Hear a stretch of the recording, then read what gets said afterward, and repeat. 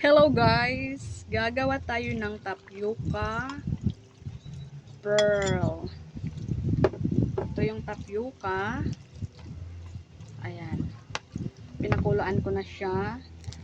Ang next natin ilagay is yung mango. Ayan. Lagyan natin yung mango. Ay! Simutin natin, sayang. After ng mango, cheese. Lagyan natin siya ng cheese para lalong sasarap. Tapos, condensed with mango flavor. Bindi ko kamay. Kasi nga, mango naman ang kanyang sa tapioca. Ayan. Wow. Diba? Tapos, isang angel cream dinsada with cheesy. Wow.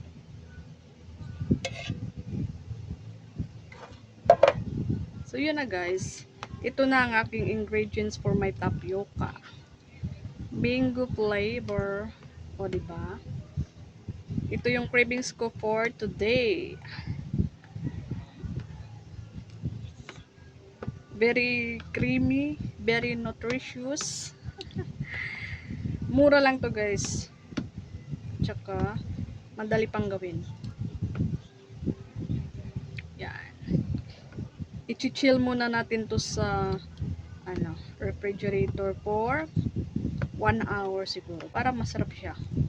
Anyway, ready to eat na to siya. Pero mas masarap pag malamig. Diba? Yan. Diba?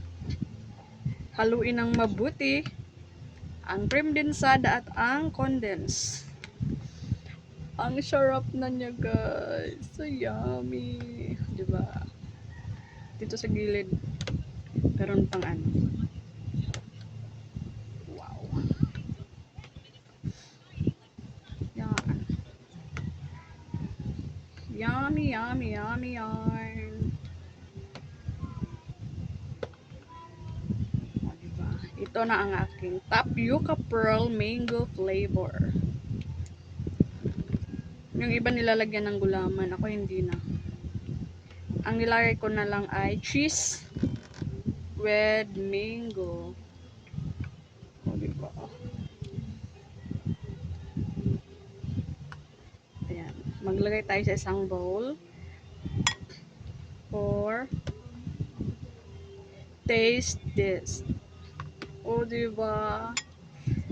Ayan. Ang sarap na niya.